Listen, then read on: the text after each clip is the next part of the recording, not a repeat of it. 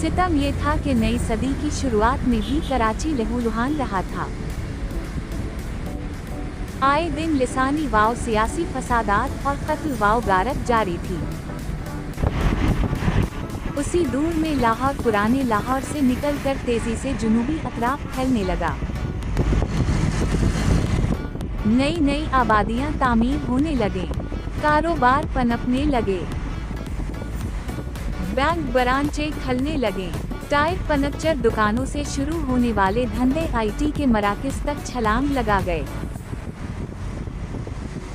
Petrol pump से लेकर तामीरात का कारोबार फैलने लगा। रंगीन कारोबारी मराकज़ और रंग रंग के कारोबारी बोर्डर्स ने शहर को रंगीन कर दिया।